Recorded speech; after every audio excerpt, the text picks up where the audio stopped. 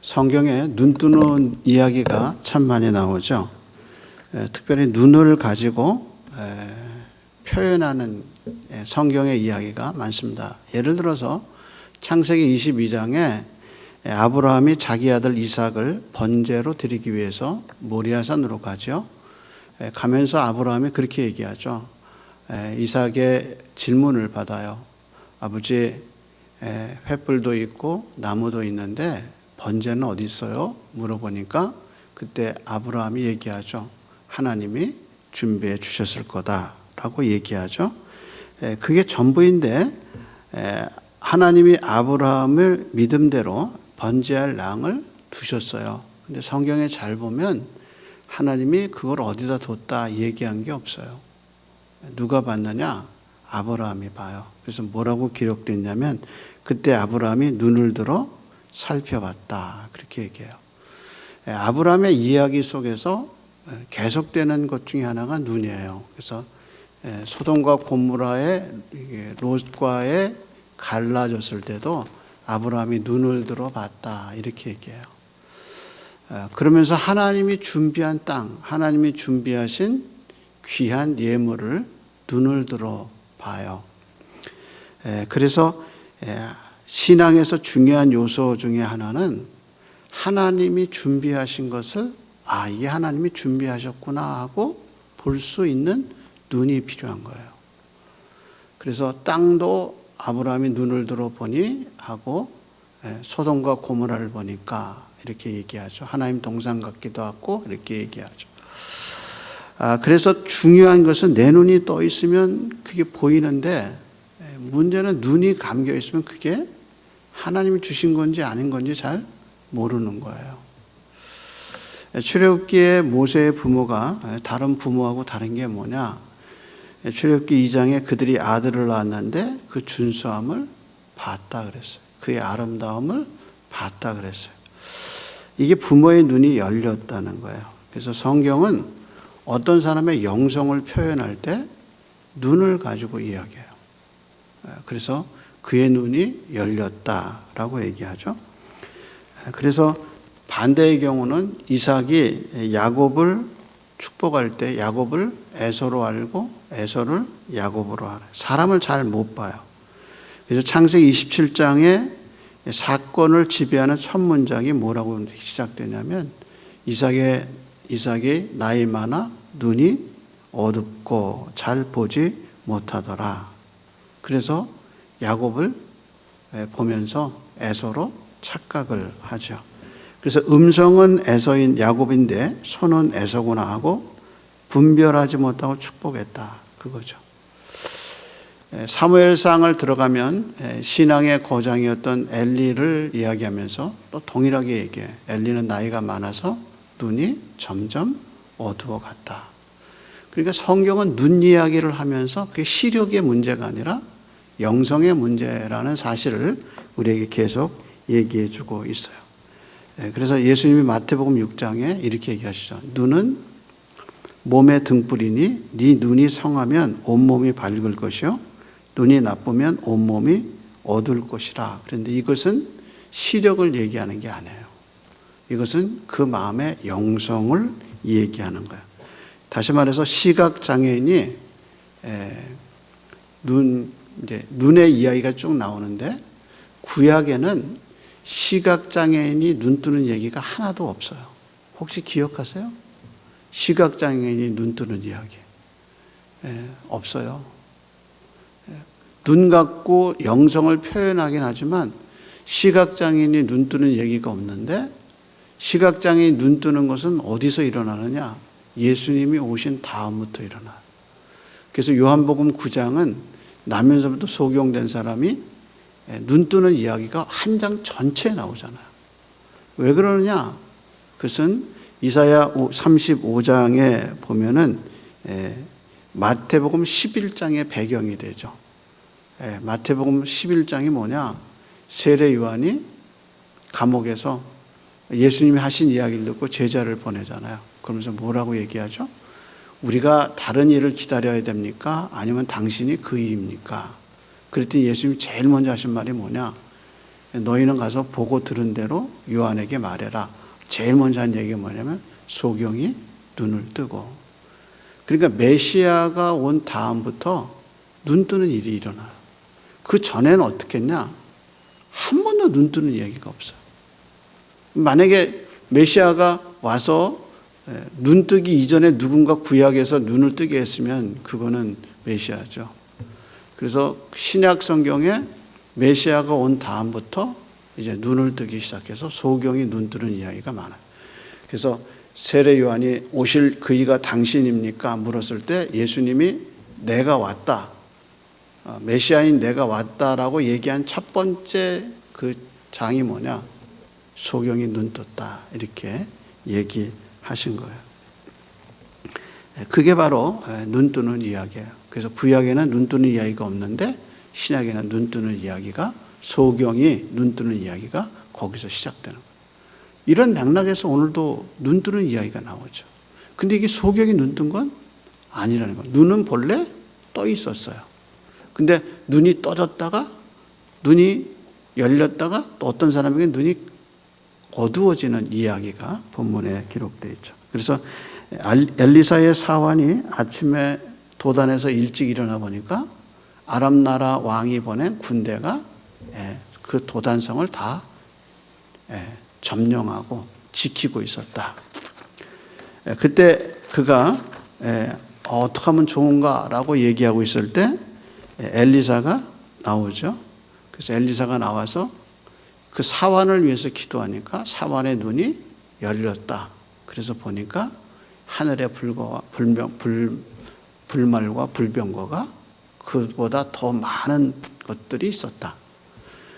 그리고 또 엘리사가 기도하니까 그 군대들의 눈이 어두워져서 사마리아 성까지 가게 됐다 하는 것이 이제 본문의 이야기죠. 그리고 나서는 이 이야기, 눈을 어두워지고 눈이 밝아졌다, 이 이야기가 이 이야기의 중심 주제예요. 그 나머지는 다 뭐냐? 변두리 이야기예요. 변두리 이야기, 보조적인 이야기가 뭐냐? 이제 7절에서 13절까지 아람 나라 왕이 이스라엘 왕을 공격하기 위해서 군사적 전략을 짜요. 그래서 이스라엘 왕이 어디를 지나가면 군대를 파송해서 그 길목을 지키고 있었는데, 그것이 다 알려져요. 질문의 내용은 그거죠. 이제 아람 왕이 자기 신하들을 보고, 야, 이거 이상하다. 어떻게 이스라엘이 우리 정보를 알아낼 수 있느냐? 혹시 우리 중에 스파이가 있는 게 아니냐? 내부에 적이 있어서 이스라엘과 연결된 스파이가 우리 속에 있지 않느냐라고 질문을 하고 염려하고 있을 때 아람 나라 왕에게 한 사람이 얘기하죠. 그게 아닙니다. 엘리사라는 선지자가 있어서 그 사람은 왕이 침실에서 무슨 얘기를 하든지 다 알아들을 수 있는 신비한 능력이 있습니다. 그래서 왕의 침실에서 한 말이라도 알아들 수 있는 신비한 능력이 있기 때문에 바로 이 일이 이렇게 알려졌습니다. 라고 얘기하죠. 그때 이제 아람 나라 왕이 그럼 그 엘리사가 어디 있는지 알아봐라. 알아보니까 어디에 있다고 그랬어요? 도단성에. 그래서 뭘 보냈어요? 군대와 마병을 보냈다. 그러죠. 근데 본문에 이 이야기를 전개해 가면서 열왕기서의 저자는 아무 정보가 없어요. 그렇잖아요. 이 아람 왕이 누군지 이름이 없어요. 이제 아람 왕의 이야기는 7장에 가서 이제 베나닷이라는 이름으로 아람 왕의 이름이 나오지만 여기는 전혀 왕의 이름이 없어요. 신하들의 이름 하나도 없어요. 네. 나만 장군의 이야기를 할 때 아람의 나만 장군은 하고 나만의 이름이 나오죠. 근데 여기는 전혀 이름이 없어요. 그래서 6절과 7절에 보면 아람 왕이 군사를 보낸 진을 친 장소나 하나님의 사람이 이스라엘 왕에게 지명이 어디인지 하나도 말하지 않아요. 그냥 어디에 매복되어 있는데 거기에 어디에 있습니다 라고 얘기하지 정확한 지명도 없고 사람 이름도 없고 아무도 없어요. 근데 유일하게 이 이야기 속에 한 사람의 이름만 계속 드러나죠. 누구예요? 누가 이름이 드러나요? 누가 드러나죠? 엘리사. 사환의 이름도 어때요? 없죠. 이제 이런 기법을 모든 조명이 누구에만 가 있게 한 거예요? 엘리사에게만 가 있게 한 거예요.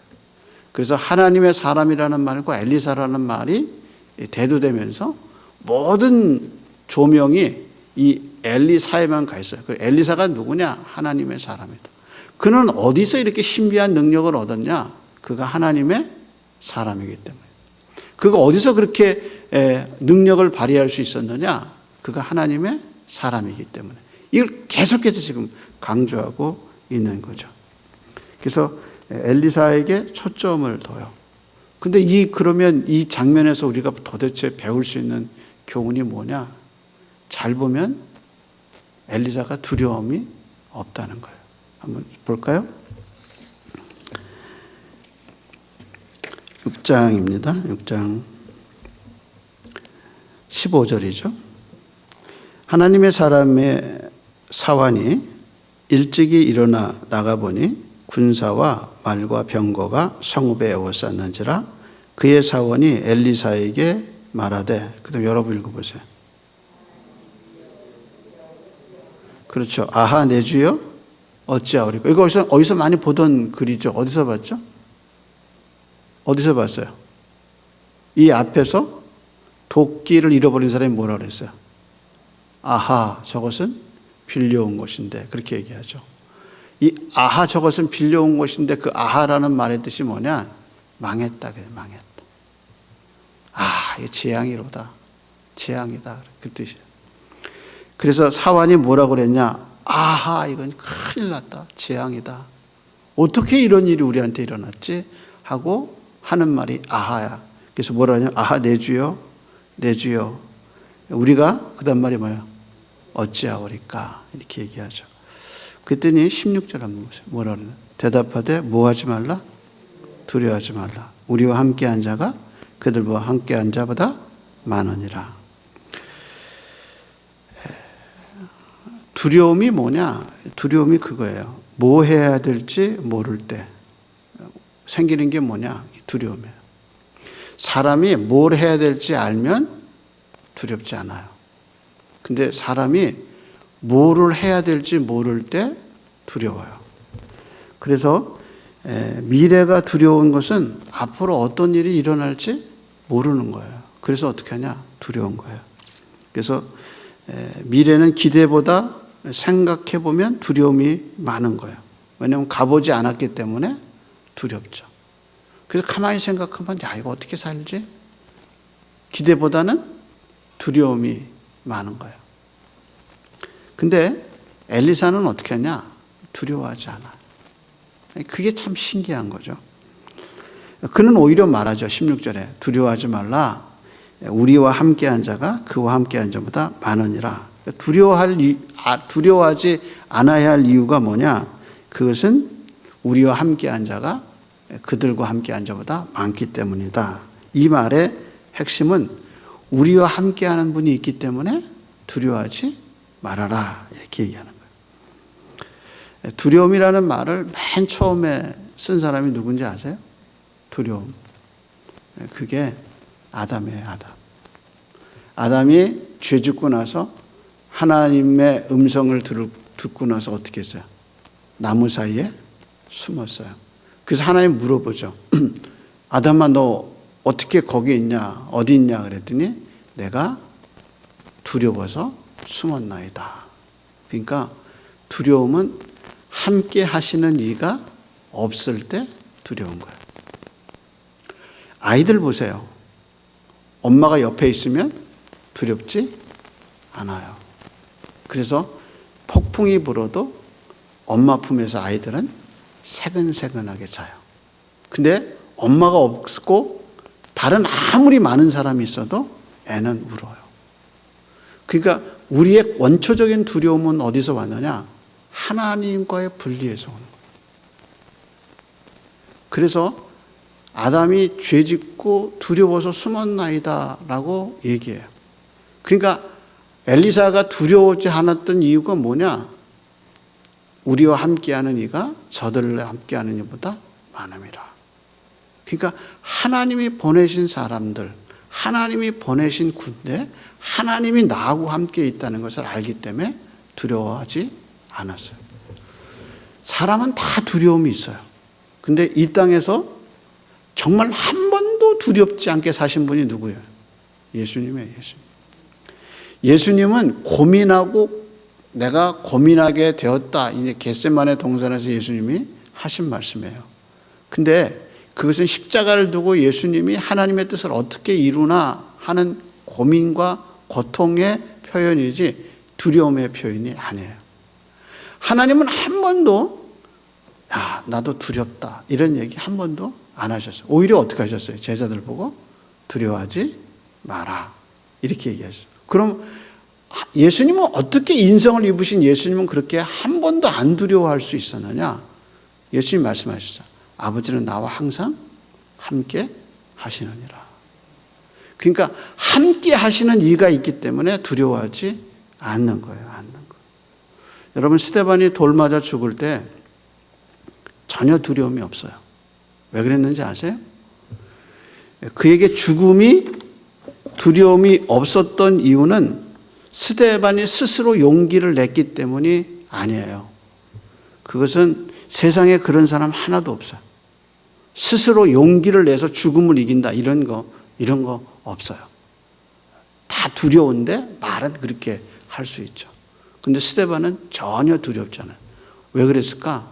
그가 죽을 때 하늘문을 열고 하나님이 보여주신 게 있어요.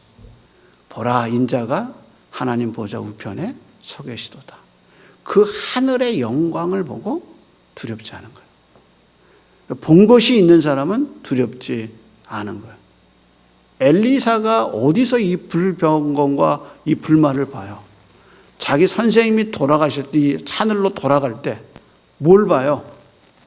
하늘에서 불병과 불말이 내려와서 회리바람으로 그를 데리고 올라갈 때 그 불병과 불말을 보잖아요. 근데 그 불병과 불말이 도단성에 있다는 사실을 이 엘리사가 보는 거예요. 그래서 본 것이 있는 사람은 두렵지 않아요. 그래서 엘리사가 전혀 두려워하지 않아요.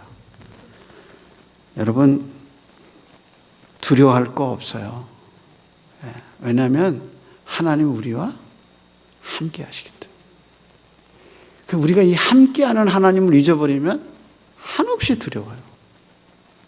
근데 하나님이 우리와 함께한다는 것을 이미 경험했어요. 엘리사가 불말을 보고 그 불말을 타고 올라가는 선성을 봤듯이 우리는 이미 하나님이 함께해서 경험한 하나님을 함께했던 영적인 경험들을 우리는 가지고 있어요. 그렇기 때문에 하나님이 역사하셨던 기억을 우리가 알고 있기 때문에 지금도 두려워하지 않을 수 있는 거예요. 그래서 엘리사가 전혀 두려워하지 않고 오히려 두려워하는 자기 사환에게 두려워하지 말라라고 얘기할 수 있어요. 그것이 이 사건에서 우리가 배울 수 있는 교훈이에요. 두 번째 교훈이 있어요. 그것은 기도예요. 눈을 뜨게 하는 방법과 눈이 어두워지게 하는 유일한 방법은 뭐냐? 기도예요. 한번 17절 한번 볼까요? 이렇게 얘기하죠. 같이 한번 읽어봅시다. 기도하여 이르되 여호와여 원컨대 그의 눈을 열어 보게 하소서. 여호와께서 그 청년의 눈을 여심해 그가 보니 불말과 불병거가 산에 가득하여 엘리사를 둘렀더라. 그 다음에 18절 보세요. 아람 사람들이 엘리사에게 내려올 때 엘리사가 여호와께 기도하여 이르되 원컨대 저 무리의 눈을 어둡게 하소서 하며 엘리사의 말대로 그들의 눈을 어둡게 하신지라. 엘리사의 이야기 속에 엘리사의 이야기가 이제 열왕기상 19장에서 시작돼요. 스승을 만나서 밭을 갈다가 엘리사가 엘리야와 함께 번제를 드리는 얘기가 열왕기상 19장에서 시작돼요. 그리고 엘리사가 언제 죽느냐?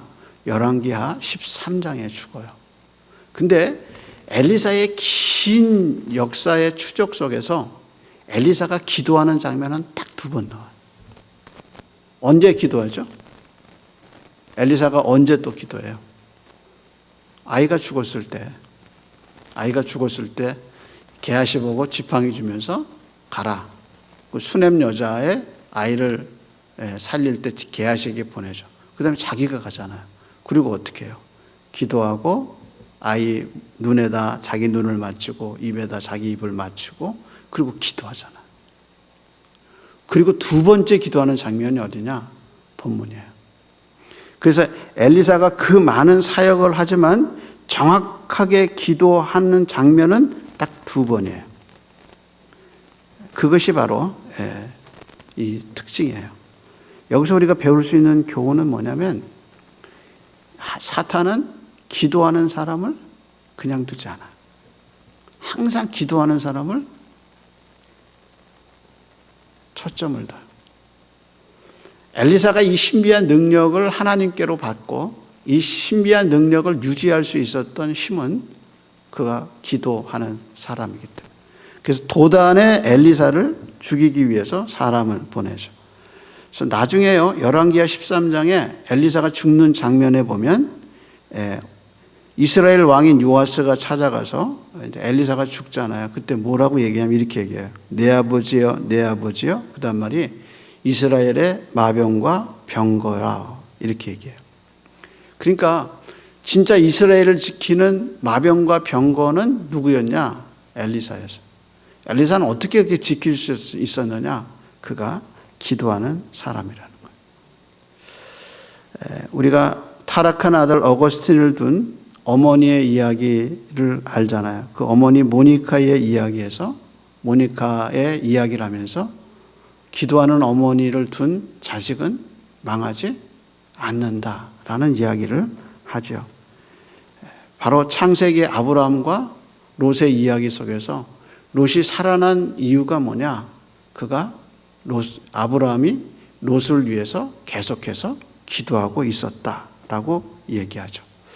C.S. 루이스가 스크루테이프의 편지라는 책에서 마귀와 신자들의 관계를 설명하면서 스크루테이프라는 책이 마귀 입장에서 신자들의 상태를 본 책이에요. 그래서 마귀 입장에서 책을 썼어요. 그 책에 신앙인들을 무너뜨리기 위한 논리를 개발하기 위해서 마귀 입장에서 31개의 편지를 쓴 거예요. 근데 이 책의 네 번째가 뭐냐면 그 31개의 전략 중에 네 번째가 기도에 관한 이야기예요. 먼저 선배 마귀가 후배 마귀에게 기도에 대해서 말하면서 이렇게 얘기해요. 야, 이건 우리에게 가장 다루기 어려운 정말 괴로운 주제다. 그러니까 선배 마귀가 후배 마귀한테 이제 전략을 알려주는 거야. 근데 그 중에 기도가 가장 다루기 어려운 주제라는 거예요. 그리고 우리한테는 굉장히 괴로운 주제다라고 이제 얘기하면서 이렇게 얘기해요.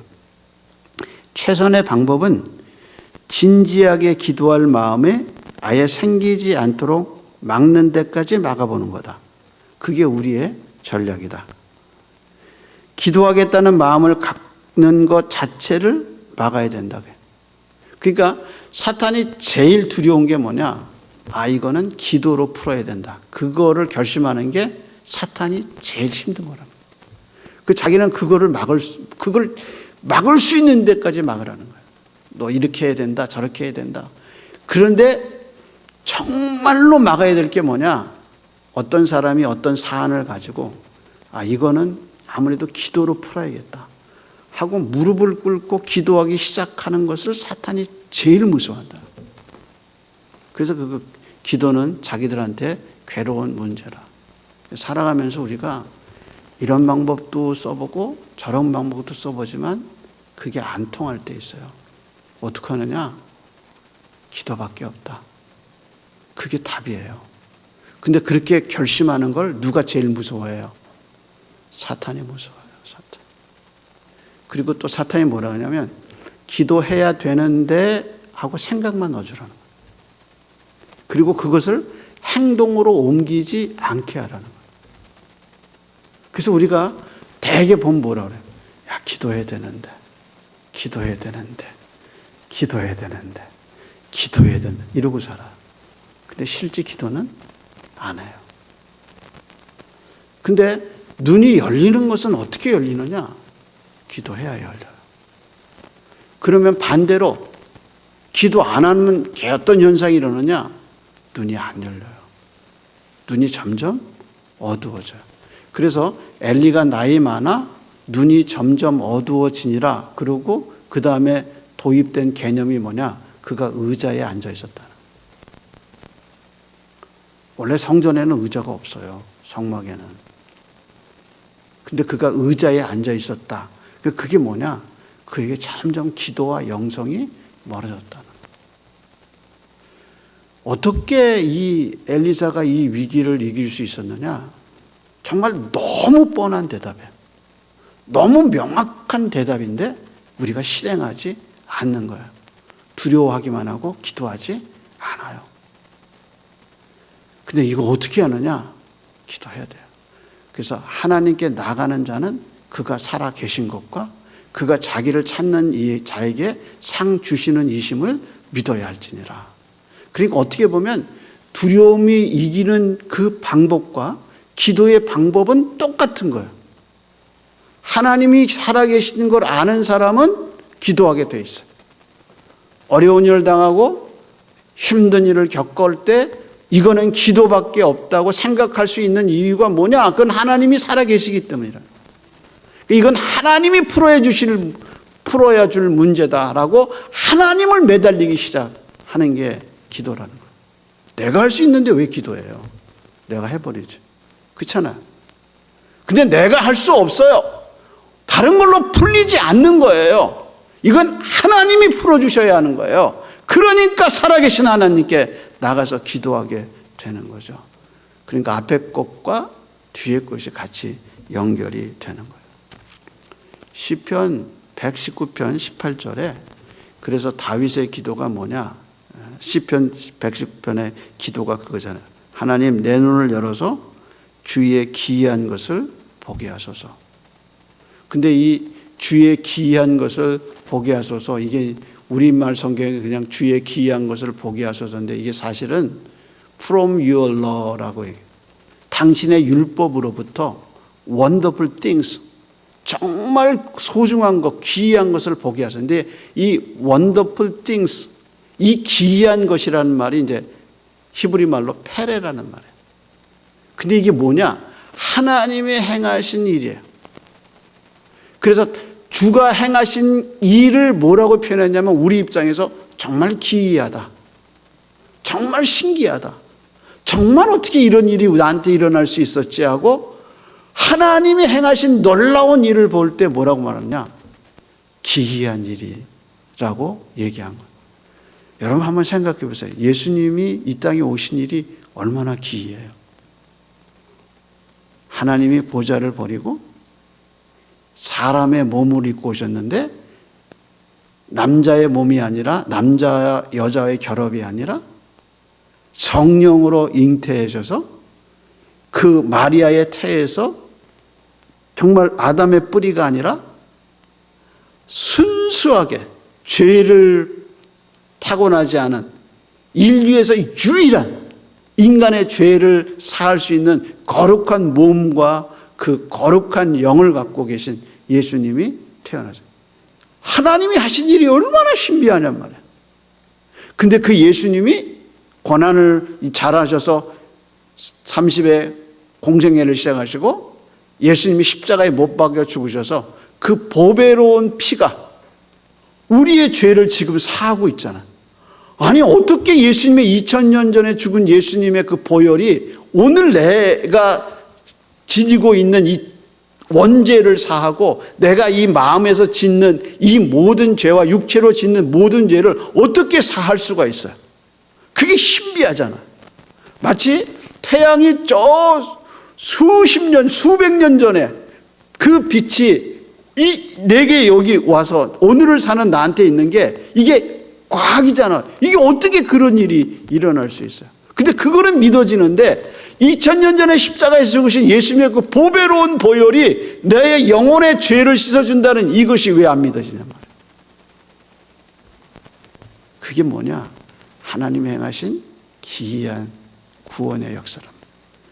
죽은 사람이 어떻게 살아나요? 근데 예수님이 살아나셨어요. 그것도 부활체로 신비롭게 살아나셨어요. 어디든지 가실 수 있고 담도 어디 시간과 공간을 초월할 수 있는 부활의 몸으로 나서요. 사람이 추구하는 게 그거잖아요. 지금 모든 과학이 추구하는 게 뭐예요? 이 뒤집어 쓰고 공간에서 신비한 역사를 보겠다고 그 뒤집어 쓰고 그 공간 가상을 보고 있잖아요. 근데 부활이라는 게 뭐예요? 그런 게 다 쓸데없는 거예요. 그 부활체로 예수님이 부활하셨는데 성경이 뭐라고 말하냐? 너의 부활도 예수님의 부활 같을 거라고 얘기하잖아요. 그게 뭐냐? 다 하나님이 행하신 기이한 일이란 말이에요. 근데 그게 어디서 오느냐? From your law, 당신의 율법으로부터 그 원더풀한 things를 내가 보고 볼 수 있도록 열어주소서. 그 모든 하나님의 신비한 모든 역사가 어디에 있느냐? 말씀에 있다. 그래서 말씀을 보면서 하나님의 기이한 역사를 다시 보게 되고 이것이 믿음으로 우리 안에서 다시 재생되고 우리 삶 속에서 역사로 나타난다. 그래서 삶의 어려움을 겪을 때 하나님을 의지하게 되고 두려워하지 않고 기도할 수 있는 믿음의 신비를 갖게 된 것이 얼마나 신기하냔 말이에요. 그래서 기도할 수 있고 하나님을 의지할 수 있고 이런 신앙이 됐다는 게 하나님께 얼마나 감사한 건지 모르겠어요. 그래서 오늘 엘리사의 이 눈뜨게 해달라는 기도와 눈을 어둡게 해달라는 기도 속에서 우리는 기도가 얼마나 위대한 하나님의 은혜의 수단인가를 잊지 마시고 두려워하지 말고 어떤 일을 당해도 기도로 전진하는 저와 여러분 되기를 소원합니다. 기도하겠습니다. 하나님 감사합니다. 잃어버렸던 무기를 잃어버렸던 도끼를 다시 찾은 것처럼 기도가 얼마나 소중하고 귀한가 그 하나님의 은혜의 수단인 기도를 다시 붙잡는 밤이 되게 해 주시옵소서. 이 문제는 기도로 풀어야겠다는 결심이 일어나게 해 주옵시고 하나님 앞에 나와 기도하는 은혜가 있게 해 주시옵소서. 우리 마음의 두려움이 사라지고 우리와 함께 하시는 하나님을 바라보는 귀한 밤이 될 수 있도록 붙들어 주시옵시고 그 하나님을 의지하고 골방에 들어가는 밤이 되게 인도해 주시옵소서. 이제는 우리를 사랑하셔서 이 땅에 와서 죽으시고 기도의 통로가 되어주시고 기도의 이름이 되어주신 우리 주님 예수 그리스도의 은혜와 그 아들의 기도를 받으신 것처럼 아들로 인하여 기도하는 성도들의 기도를 지금도 받아 응답하시는 하나님의 그 크신 사랑하심과 아들의 위대함을 가르쳐주고 예수 그리스도의 이름으로 기도할 수 있도록 힘을 주시고 은혜를 베풀어 주시는 성령님의 은혜가 오늘 이 예배 속에서 기도를 다시 붙잡는 성도들의 심령 가운데 이제로부터 영원토록 함께 있을지어다. 아멘.